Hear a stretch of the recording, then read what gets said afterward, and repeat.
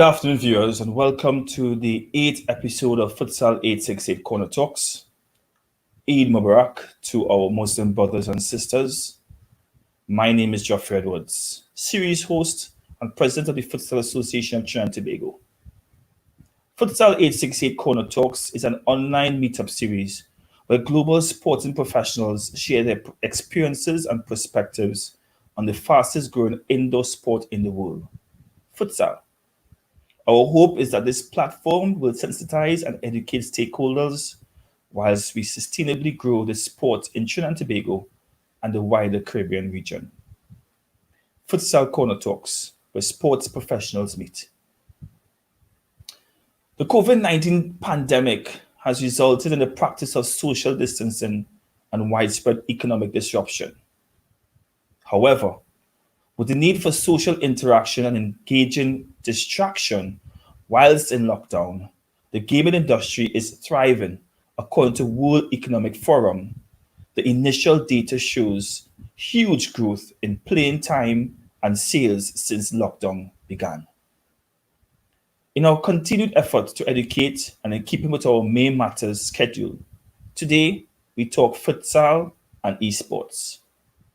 Our guest is Mr. Kwesi Charles, founder and CEO of Goal eSports Agency. Kwesi Charles is a corporate finance strategy professional and video game enthusiast. He works with banks and other non-financial institutions to increase performance and market share through strategic, cooperative design and financial analysis. His professional experience of over 8 years covers the areas of investment banking, debt markets and restructuring, private equity, and credit union and social finance in the European, USA, and Caribbean markets. Transaction experience exceeds 12 billion and includes transactions early to mature stages in the manufacturing, financial services, fintech, leisure, and entertainment industries. His academic qualifications include both a bachelor's and master's of finance and distinction. My apologies. Main academic focus areas are entrepreneurial finance, financial mathematics, corporate strategy, and cooperative private markets. In addition to his financial operations, he is an avid video gamer and esports enthusiast. He owns Goal eSports Agency and has worked with global and local brands such as Coca-Cola, Home Champions 94.1 to increase engagement within the youth market through the use of video games. The agency has conceptualized and pioneered initiatives such as the Pro e-Copa, secondary schools e-football, Boom Summer Cup, and Friday Night's Live e-football tournament. We welcome with us Mr. Kwesi Charles. Good day, Kwesi. Hey Warren, how are you? Not too bad. So it is eSport. Before we continue, I want our viewers to get a little sense of what is eSports. Take a look. Video games have surpassed the film and music industry in market share since 2015. This multi-billion-dollar industry has attracted eyes and players across the world. That community has fostered a subculture, a competitive environment in which we call esports. What is esports, you may ask? Well, esports is computer-facilitated competition. In other words, it's organized video gaming. This all started out with a handful of passionate spectators, and now we're filling out stadiums. Events like the International, Intel Extreme Masters, and even the League of Legends World Championship draw in huge crowds to famous venues across the world. The viewership for these tournaments rival the majority of traditional sports. The excitement around esports has even attracted the attention of major media outlets and celebrities. Investments from major brands pour into this young ecosystem, which has already stimulated exponential growth in this industry. Most players and teams have intense practice regimens, with million-dollar contracts at stake. Their play is defined by their careful planning, precise timing, and practice execution. A player's dedication and passion is there to see for every spectator. Just like any competition, there's adrenaline, glory, and even heartbreak. So with that introduction, Are there any points that you want to add to what is esport, Kwesi? I think that was quite comprehensive.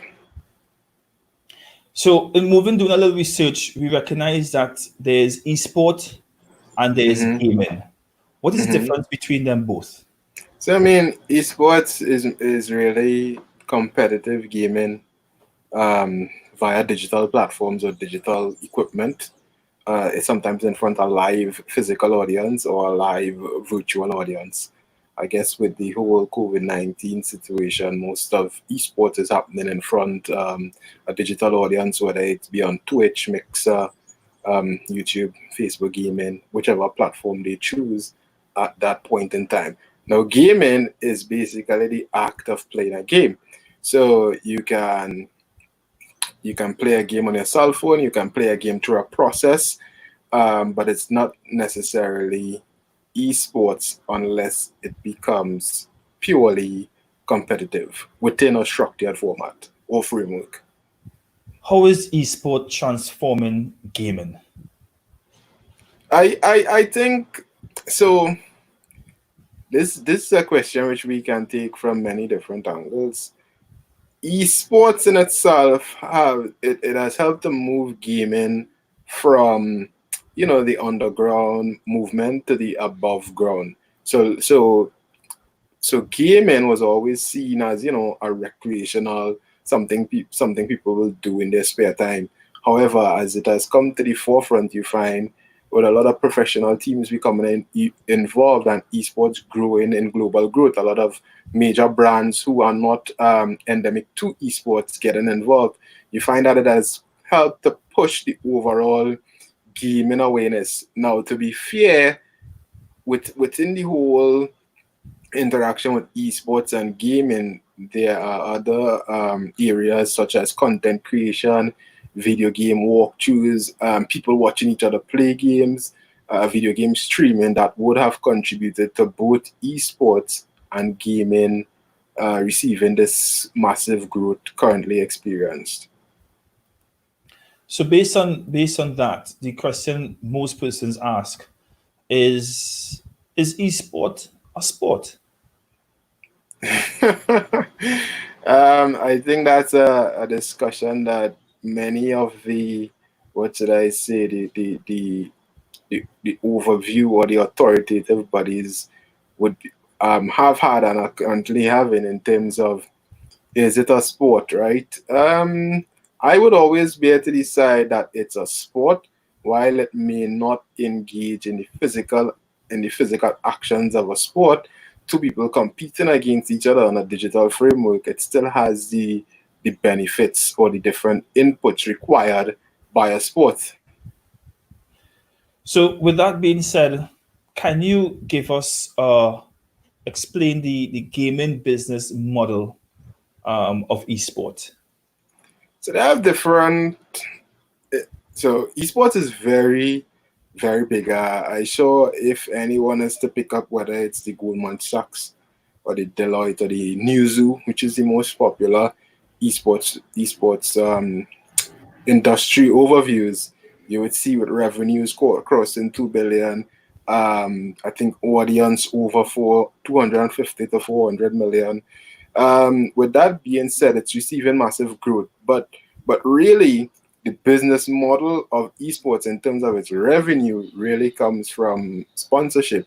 Sponsors carry the major of the revenue generated by any esports organizations, and then they may have things like broadcast right, ticket sales, merchandising, and that sort of stuff. So most esports organizations or any growth in esports is really fueled by sponsorship revenue. And I think even as it grows, sponsorship gonna carry the majority of the burden or the revenue driver for a very long time.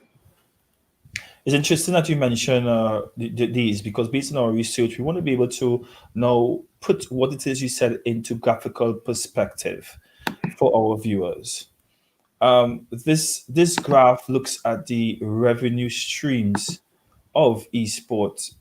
Would you like to speak more to it? Yeah, so exactly as I said, you would see sponsorship maybe carrying just about maybe about over 60% of the total the total revenue, followed by media rights, right? Then it's followed by broadcast and ticket sales and all of those sort of things. Because the reality of it, to pull off an esports event, a sponsor will come in and basically foot the main event bill. So you find when they foot the bill, they then get their return on an investment, which is really either the people who watch and the opportunity to play on this whole digital e-gaming trust. So that's why you find like the media rights will always be so big. And then when you look at ticket sales to me on different geographical locations, ticket sales may reflect differently. So for example, in Asia where esports is extremely huge and they may have esports stadiums and stuff, and sort of in the US as well, even though it's more up and coming in terms of dedicated esports stadiums, they may have growth on a in terms of ticket sales. But when you look at in the Caribbean for esports, we still very far off in terms of ticket sales being maybe one more than even, to be honest, about 1 or 2% of our business model. Well, let's not go to Caribbean just yet because we'll have to speak about that in another segment. But as we move on to another chart based on the perspective that you would have dealt with before, would you like to speak more towards this? So this is the forecasted revenue growth, right? I think in 2020 they crossed just over $1 billion, and we see that maybe 2023 to 2025 it's going to reach just over this graph says 1.59 billion, but other reports would show 2 billion over, especially with the whole impact of COVID-19, and you find that maybe people who otherwise would not have paid attention to esports, especially big brands, they may now see it as an opportunity to still get some sort of engagement, and then the media would see it as an opportunity to still attract an audience, which will then fuel revenue towards the overall esports industry. And last but not least, audience. Right. So the thing, as I said, rightly said, you see the audience is over 495 million. Different reports have different numbers, right? What we have to know is that the majority of people who consume esports are more enthusiasts, occasional viewers, I should call them, right? Because they don't necessarily have to always be watching, but time on time they may pop in, watch a few games, those sort of things. When you look on the flip side, you would see about 45% of the viewership is esports enthusiasts. And I think, as I would say, going forward out of COVID-19, if someone is to do the a data analysis on the audience right now, I am almost sure that the occasional viewership would at least go up to 60-70% in comparison to the enthusiasts, because a lot of people who are recreational gamers, they may now find themselves just online watching a game play, and then a lot of brands who would usually be very active in the traditional sport, they have their traditional players doing stuff online as well, which is generating a good amount of viewership. And when I say traditional, I'm talking about the F1, the MLS, the Premier League, the La Liga, NASCAR. So most of their traditional audience would now be tuning on to a sort of hybrid version of esport, which will further drive occasional viewership. That has been a great introduction to the topic of esports. After a break, we will discuss esports, traditional sports, and COVID-19. You're watching Futsal 868 Corner Talks. My name is Geoff Edwards, and we have with us Mr. Kwesi Charles. We'll be right back.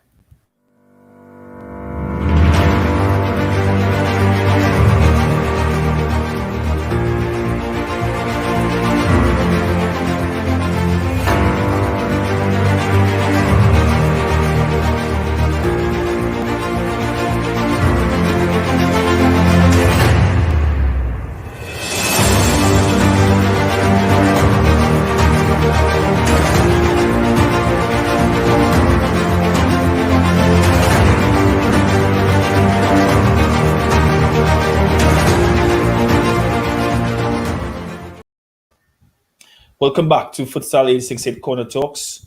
To those who are just joining us on our Facebook and YouTube channels, today we talk futsal and esports with Mr. Kwesi Charles.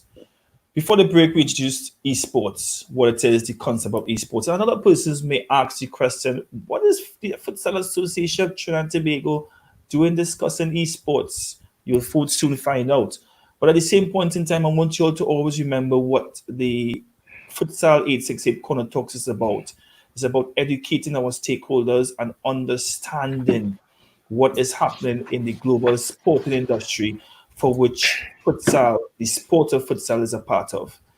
So, in the segment before we discuss, in this segment, we're going to discuss esports, traditional sports, and COVID-19. Is before we jump into that, we have something, Chris. We have something called our fun futsal fact, and with that, we have this. And as you can see on the logo, play a part together. The World Health Organization is using video games to share the importance of social distancing and proper safety measures during the COVID-19 pandemic. That is our fun futsal fact, knowing that there's a lot of persons who are playing futsal-related gaming, and we'll speak more to that later on. But just note that a big organization such as the WHO is doing their part in using video games to deal with social distancing. Any thoughts to that, Kwesi? Yeah, I mean, I would have written an article maybe about a month ago is reflecting on that same point. For anybody who has been following the WHO, I think was around October last year when they would have put out a statement against the excessive, what should I say, the excessive engagement or excessive video gaming. So I think in the industry when COVID was upon us, a lot of people were joking around in terms of, sometimes you say something and when a different reality hits you, the same person may come back and say something else.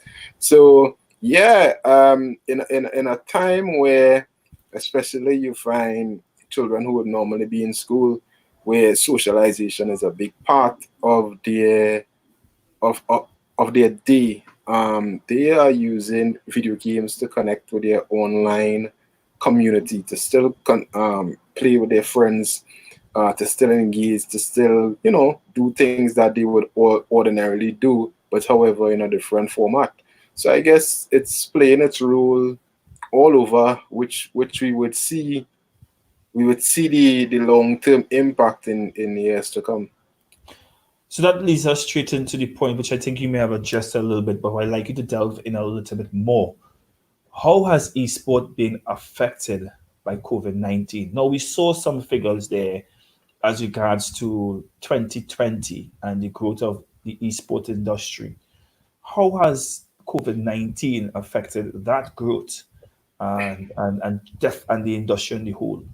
So, in terms of this point, I would like to take a different stance to what has been, all over the media in terms of people saying that COVID is helping esports and all of those sort of things.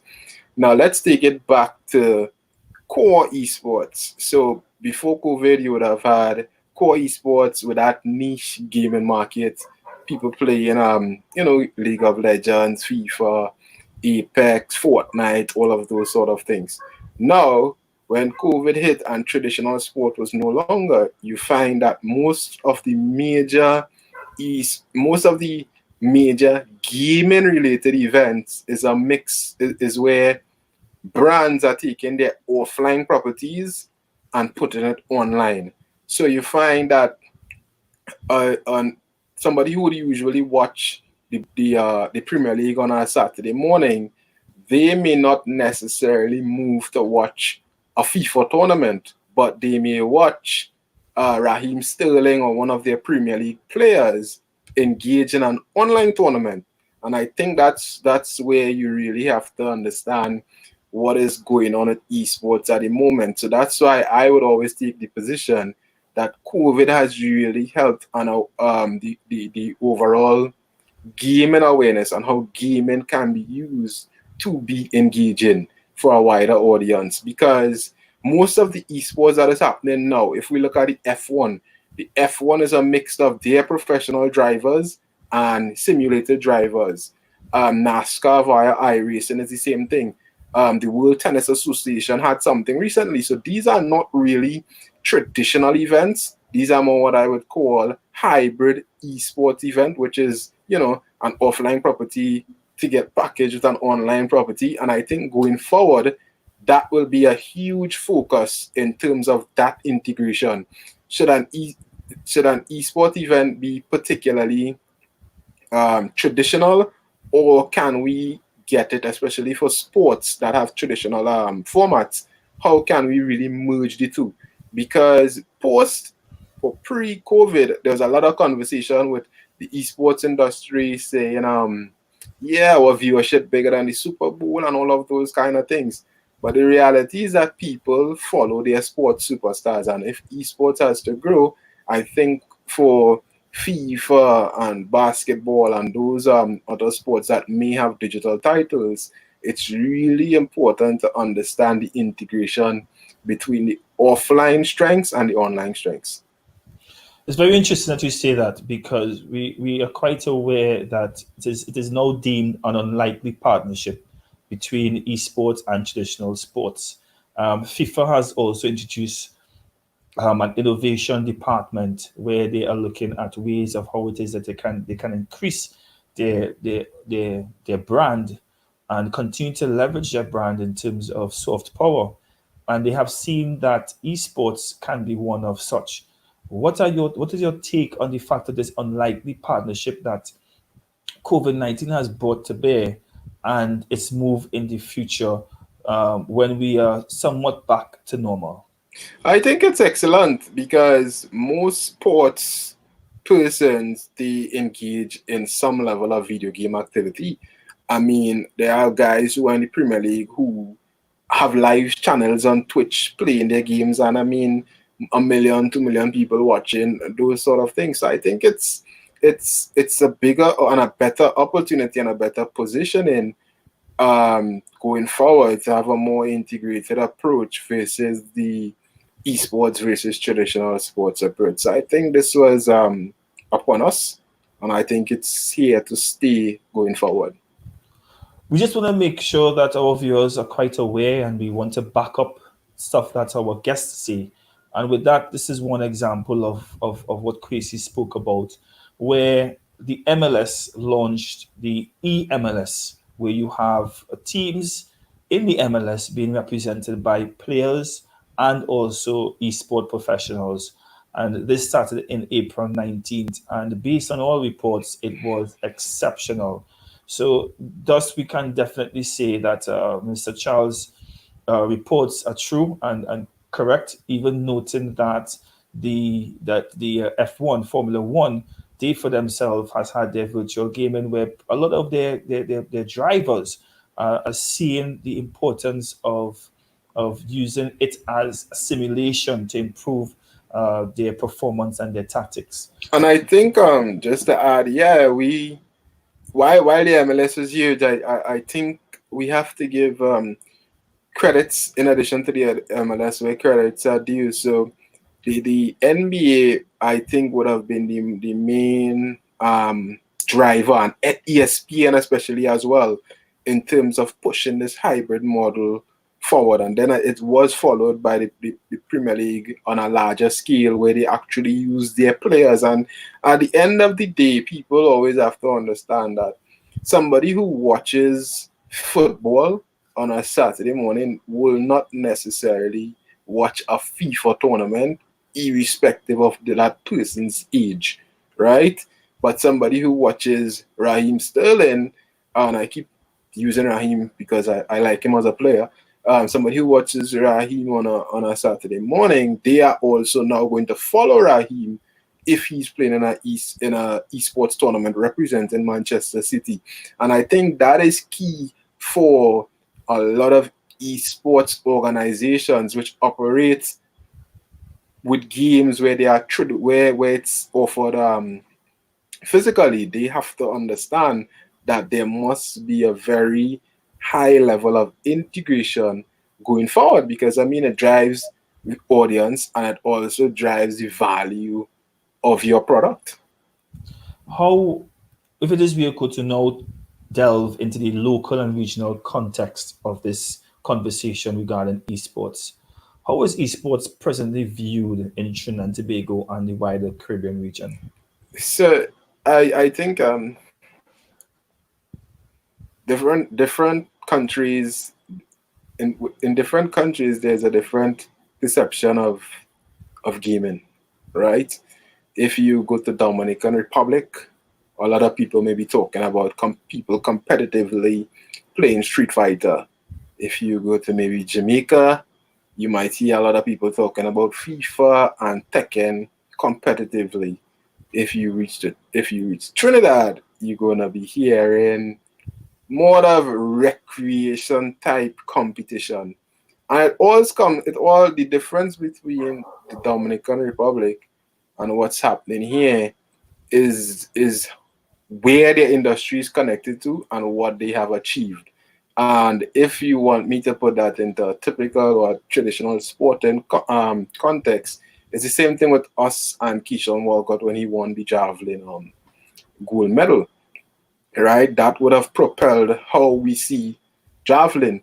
And in the same manner, in Dominican Republic, many of the Street Fighter players are well known and globally known, globally ranked, and things like that. So you find that in different islands, there is a completely different perception of what esports can do, or even what esports looks like. So, are you saying that we are, as a region and a country, we are reactive and not proactive? Noting that in the introduction video, you saw that there was a lot of NBA stars, present and former NBA stars, as well as tycoons and owners, billionaires who are supporting the esport landscape. Is it to say that we are not there proactively? Yes, and that will come within much reason of understanding how somebody who is viewing it from the corporate side of table may see things. So, for example, when you look at reach, right? When you really get down into the numbers, you may find that in the Caribbean, a lot of people play the game. So they go to the store and they play the game. That is fine. But out of all of those people who play the game, you may find one or two actively compete, right? And then when you go to actively compete, you may find even a smaller number actively watching. So that brings up two things. One, somebody who's operating in the market, they have to clearly understand where the opportunity for esports is to grow. And two, somebody who's looking to invest, they have to understand that it may not necessarily look like that which you see on TV. What can the business community in Trinidad and Tobago and the Caribbean region learn from the COVID-19 pandemic? In terms of Es- esports, In terms gaming, of, in terms of esport, well, let's deal with esport, not necessarily gaming, but in terms of esport, what can they well, learn? I think if we are real with ourselves, I think everybody knows that gaming is big. And I'll tell you how I know that. Last year, when the 16-year-old won the $3 million playing Fortnite, right? Everybody was calling my phone, yeah, this big, this big, this big. So everybody knows that it is big. What they need to know is that the model going forward may not necessarily be that which we see globally, So right? then, what advice would you give local and regional brands who is seeking to transform how esports can assist with adaptation to evolving customer needs? So for me, I think we would look at for where brands would have to play in esports. To be honest, it would have to be a all-in-one Caribbean approach for the scale that a brand may look like. or if they want to play in the more niche development sector. And I'm a person, I'm more into the niche sector. I think a brand sponsoring or a brand supporting the development of a player, or a brand supporting the development of a particular skill set around esport may have a greater reach than trying to host a major event. Can you break that down a little simpler for us? Can you give us an example of how you would how that answer would fall into an example? Okay, so so what I am saying is this: when we were looking at the introductory video, and when we looked at the revenue model, you would have seen sponsorship being the major revenue driver, right?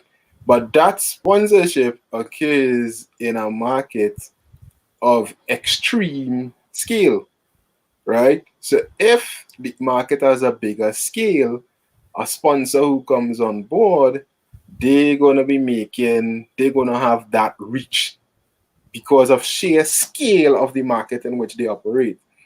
If we break it down to Trinidad, a sponsor who comes on board and say, well, okay, I'm gonna do 100,000 for an esports event. I mean, let's be frank here. They maybe can get more reach for a cheaper value without even ever delving into esports.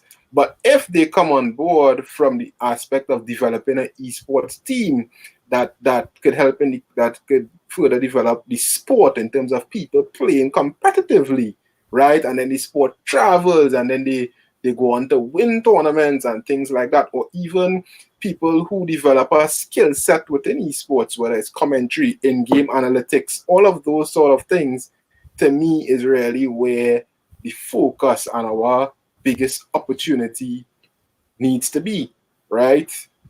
Apart from the traditional events, and why I would say there's a bigger opportunity for a Caribbean thing, because in our Caribbean, our strength is in the Caribbean, our strength is culture, as everybody would have seen last night with the versus song clash. Strength is culture, and then the second strength is tourism.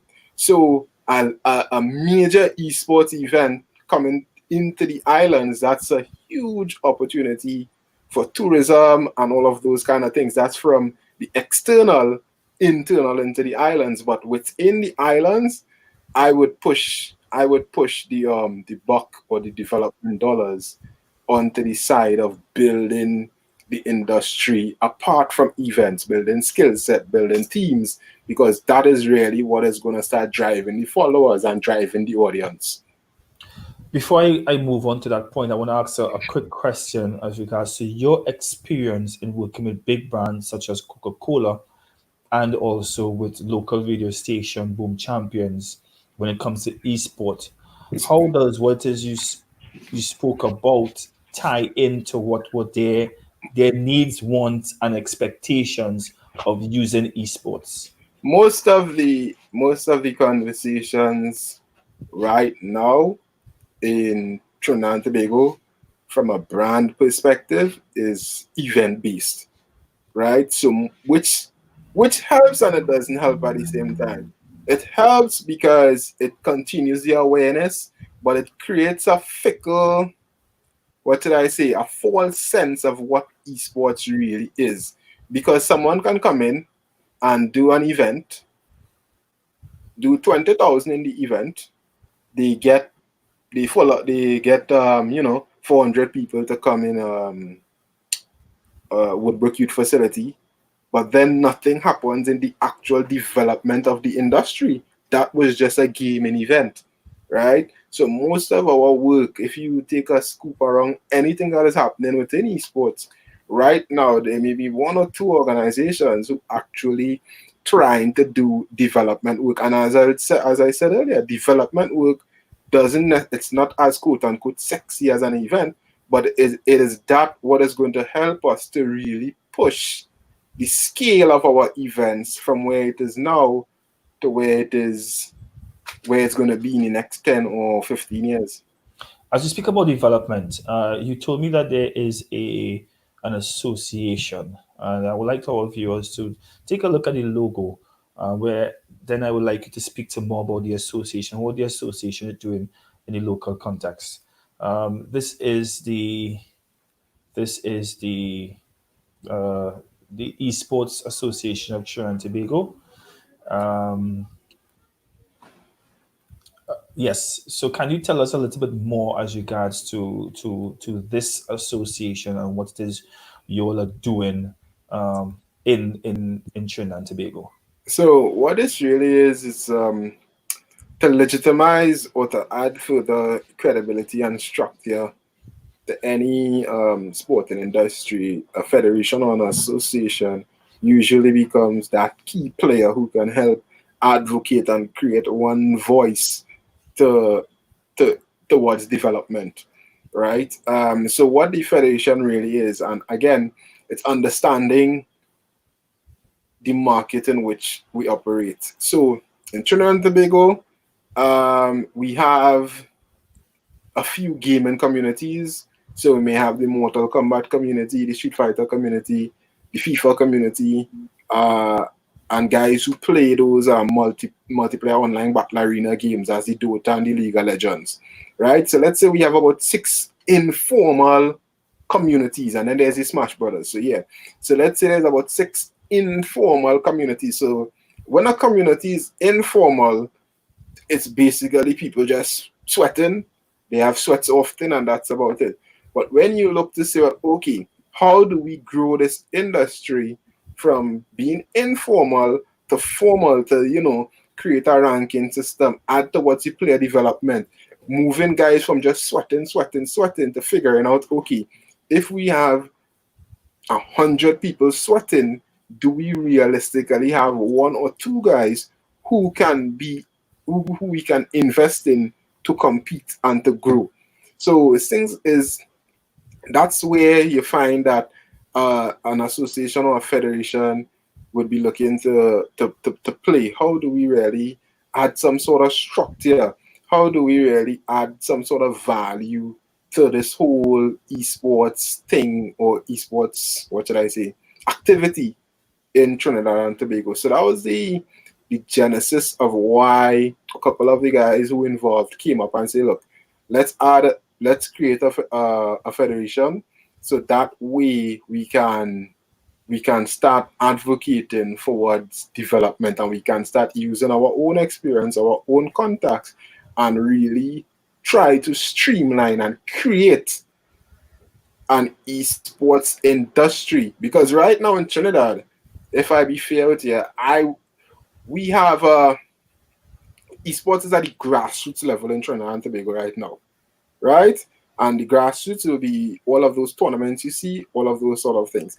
In terms of active, professional, or even semi-professional esports teams, not much. In terms of organizers, about 5. In terms of those who, and out of those 5, you find that the majority of them operate on an events basis. And if you into events, if you're event in turning a profit, you don't really operate. So, with that being said, how long has the federation been in existence? The idea has been playing around maybe at least 2 or 3 years.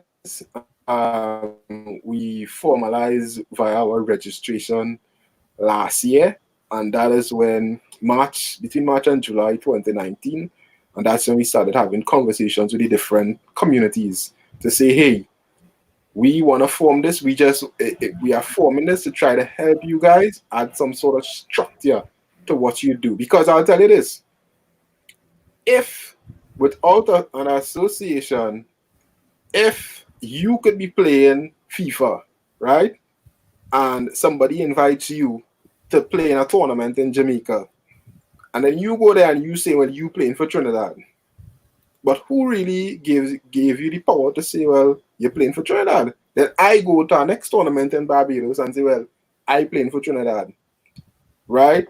I mean, for it to be taken seriously, and that is why I made the point from the sitting on the side of a corporate desk, right? We have to understand that the industry needs a lot of work, and it needs a work in particular development and structural areas before it starts to become a real investment. As of now, it's just a esports event. Everybody wants a gaming event, but it's more than that. For us to really be on the levels of all these nice advertisements and stuff, we have to have a framework in which we operate. How has the response been by the stakeholders to this change, this regulation that you are trying to? So I mean, in terms of the various communities, as I would say, if you're aware of how a community works, a community may have people who play in the game, and then they may have somebody who really organizes events within that community. So far, we haven't had no real backlash to say, well, boy, people don't want to be involved or those kind of things. But the reality of it is that you really have to know their vested interest as well, right? If somebody's vested interest is just to be doing something on a recreational level, then from their point of view, whether or not a federation exists or a federation doesn't exist, it really doesn't change their outlook.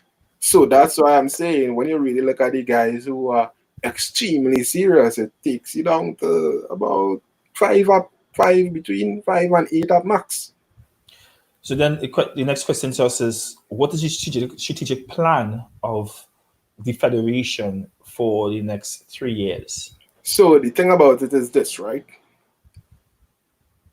While there may be 5 to 8 people or organizations that extremely serious, it doesn't negate the fact that we have extremely good players, right, within the environment. For example, I can count maybe on my 2 hands some really good FIFA, and this is not to take away anything from the guys who play the Street Fighter and the Mortal Kombat and all of the Smash Brothers and all of those sort of games. I am associated with FIFA, with eFootball a lot.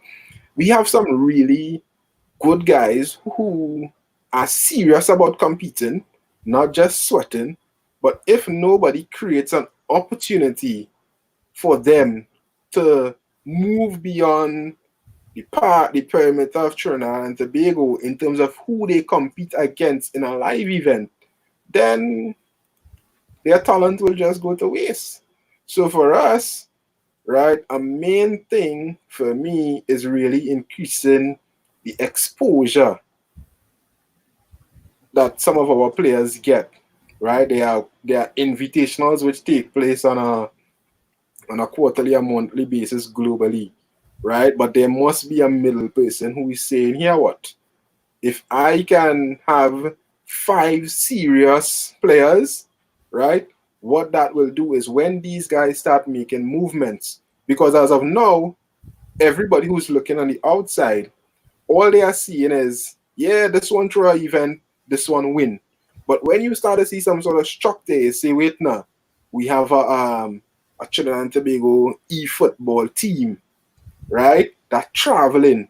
The younger students now, especially those in secondary schools, who are digital natives at core, who also know of the possibility of becoming an esports professional, they would then start seeing, wait now, there's actually an opportunity for me to take this thing seriously locally. Totally understand. So that is really where, to me, even from a business perspective, that where the headspace is supposed to be. How do we really create a bridge for the guys who play? Because that is what makes the industry. The guys who play, the people who create content around the event, and the referees, the analysts. I mean, if you go to any one of these esports events, they have guys who doing commentary, hosting, analytics, right? That is a skill set that we could then talk to the Ministry of Education and say, you know what, we want to train XYZ. We don't necessarily have to have the skill set, right? We can call on one of our Caribbean partners in the more advanced countries and say, well, you know what, we want to run this program. Will you all be willing to partner? They say, sure, come on. And we do it and we make it happen and we start creating new skills, because what we mustn't forget is that the internet has created a huge platform of opportunity and awareness. So people know that there is a possibility, right? But when you operate in a country, in a physical environment where you are not seeing the pathways to that possibility, you start believing that it can't happen, that I had to leave to try and make it happen. That brings us perfectly to the end of this segment, because after this break, we'll discuss esports and futsal and see how esport can help grow the sport of futsal. We'll be right back after this break.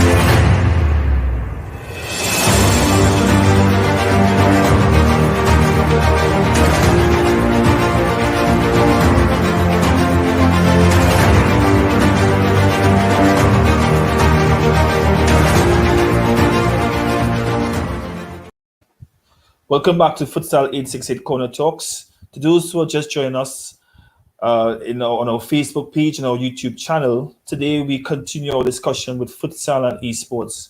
With us is our guest, Mr. Kwesi Charles, who is the founder and owner of an esport agency in Trinidad Tobago entitled Goal, and he's also one of the founders of the Esport Association of Trinidad and Tobago.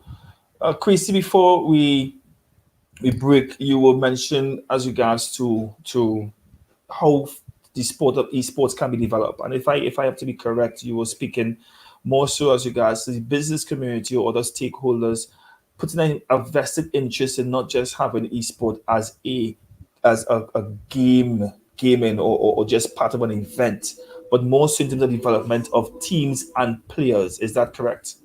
Yes, and I was particularly making the point that from the esports industry perspective, when you understand that there's a corporate entity and then there is the esports person who's doing the event or whatever the case is, that from the person who's active, they need to understand that your activity must be investable, right?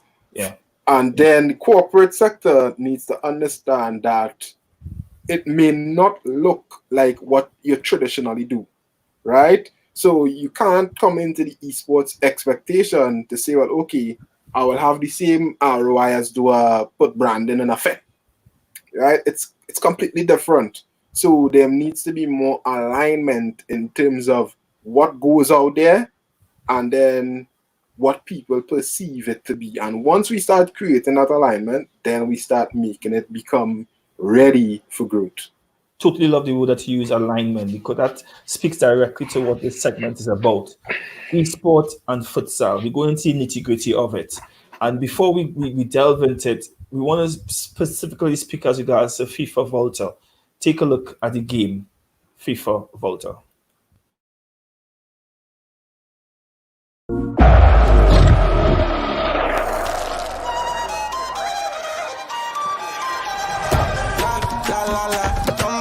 Up on my drum, la la la la. Let me give you something for bite on. I'm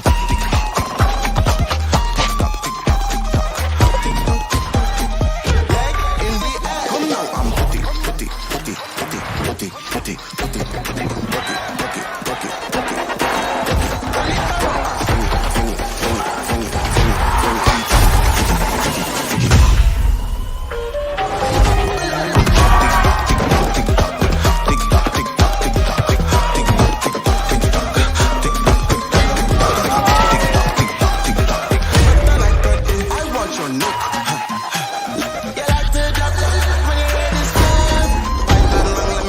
something for bite on.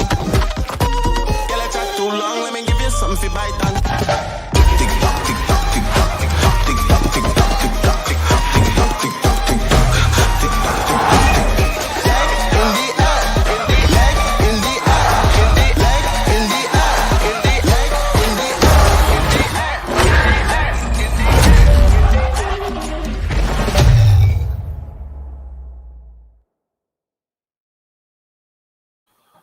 One of the reasons why we as an association look at FIFA Volta was given the fact that it addresses two components in terms of the recreational and the professional futsal. Kwesi, how can the Futsal Association of Trinidad Tobago leverage this game and the popularity of eSports to bring awareness of the sport of futsal to Trinidad and Tobago? I mean, so before we even reach the futsal, I think let me just highlight this. So while we are talking FIFA and we want to see how gaming could potentially be integrated, we have a lot of these online strategy games which test your ability to make decisions, how you attack, how you defend, all of those sort of things. A lot of global companies, especially like the top 5 consultancies, they use some of these situational games to really test how people think. So that's one way to show people how expansive the gaming is. Now, to bring it into a sport, there's FIFA, which everyone knows, and then there is a game that I particularly like called Football Manager. And Football Manager takes you from the coaching perspective, right? How do you manage a team from level 1 to make the team reach level 30 from, the 3rd division in England or the 20th division in England, and then you reach to the Premier League? How do you do that? And then it goes into the whole aspect of coaching, managing a team, running plays. So it's a very good simulation-based game. So and to me, when we look at the development of football locally, that's something that we need to integrate. How do you get 20 coaches to run plays against each other, right? Because they all trying to, make plays differently, develop their sport. Now you go into futsal and Volta. So this is a very, what should I say? It's a conversation with a lot of opportunity. Here's why. Because someone who plays any football game, it's different levels of decision making that goes into there while they're playing. But the artificial intelligence which goes into the game is sometimes modeled by real plays. So I say all that to say that if you are playing Volta, right, I'm not touching on the point of if the current iteration of FIFA Volta could actually be used, but I'm saying if it's a replica of futsal, somebody who's playing it could use that which is happening in the game to transition into a real life play. I mean, it's simple as a coach playing a game and rewinding, showing why he made different moves, and that will now help players to understand how to run plays, how to do, I'm not big on futsal, but how to drop back, how to spread out to the wing, or whatever different plays that you may have. So yes, again, you see the game being able to be integrated into traditional sport. Do you think that the Futsal Association of Trinidad and Tobago should invest in an esport team to be able to should invest in an esport team on the whole? Well, you will be ahead of what should I say? You can either be extremely ahead or you can eventually crash and you're not going to crash because of bad management or anything like that. There has not been much investment by the developer of the game to really spread the Volta or the street or the futsal aspect of the game. So if you find that you start a team today and then for FIFA 21, they decide, hey, this really didn't make any sense, we're not going forward with it, then, you would have an esports team which wouldn't really have much activity. So it's more wait and see. the current Volta mode has a lot of limitations, and it's really weird in terms of how it was marketed versus what we actually have. Um, so we just have to wait and see. I mean, if it's something that is long term that they're gonna continuously be going on with, then for sure it would eventually become another aspect of competitive football. So, what would be your advice to us as an association, as well as to players in that of football players, young and old, who want to know more about the sport of futsal? So, for us as an association, to help sensitize persons to the sport of futsal, and also to football players who do not know the sport of futsal but want to be able to understand the sport, what would you give the advice to both stakeholders? I mean, now they can jump on, play the FIFA Volta football, of which futsal is one of the modes.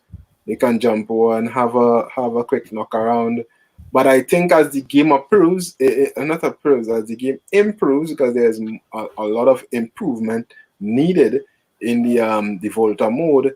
I think then coaches will be able to use the game to maybe simulate plays and make decisions and all of those sort of things. But as I said, as it's similar to the team development of a team, it's really a wait and see, because it would be wrong of me to advocate a game that is quite buggy at the moment. It may not be that realistic for it to be used in a realistic setting, in a real life setting.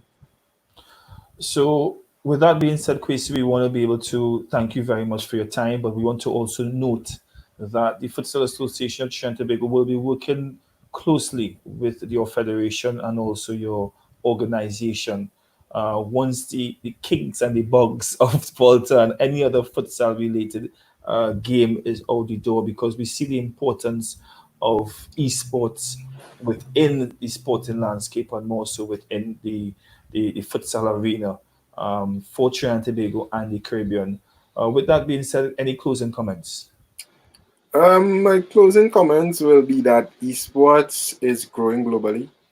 I think the numbers are there for anyone to see. I think that within our local and our Caribbean context, there is much opportunity for us to develop an entirely new industry beyond the traditional event model. And I think once we start realizing that if we can take a secondary school boy into the hands of a Manchester City as a gamer, that will be an extremely huge win for us. And I think we are getting there, because I don't know if you all would have seen, but the I think it's the International Automobile Association, they launched a worldwide campaign that, to use simulators at different automobile events to help people to drive, to teach race cars, to teach drifters, all of these different modes of driving, that they're going to be having a partnership to do simulated events and things like that. So I think it's going to come in from different angles, and that is exactly in alignment to what I'm speaking about. The real growth has to be, how do you align it to a traditional sport, or how do you develop it, right? To many of the what should I say, the stakeholders out there, it has to go beyond just an event. It has to include, how do we develop the entire industry. I mean, if we have guys right now, like I know a few guys who can do specific FIFA commentary. That's somebody who is able to comment on the FIFA game may not necessarily be able to comment on a real football match, and vice versa. And as the FIFA grows globally, I think it's an opportunity for an individual here to reach to that global market. And that's really how I see everything we do, from our players, from our skill sets, because at the end of the day, anyone can throw an event. However, is the back end of the event that really is the driver for us. With that being said, thank you very much, Kwesi, for your time. We look forward to having future conversations with you as regards to esports and futsal. It was a pleasure to have you educate myself and also stakeholders who I hope learn a little bit more as regards to esports and how it relates to futsal. So I want to say thank you very much, Kwesi, and do have Thanks, a Jeffrey. good afternoon. Same to Bye you. bye. Yeah. All right, take care. So that ends our episode 8, where we spoke as regards to futsal and esports. But I want you to note that next week we speak futsal and sports psychology. You may notice that our main matters ended with esports today because what we are doing as an association is taking the time to look at and pay homage to May, which is Mental Health Awareness Month. And next week is special to us where we have our panelists Amanda Johnson, Alexandria Alton, Jelani Robertson, and Nadine Sami from the sport company of Trinidad Tobago, who is going to speak sports psychology by futsal.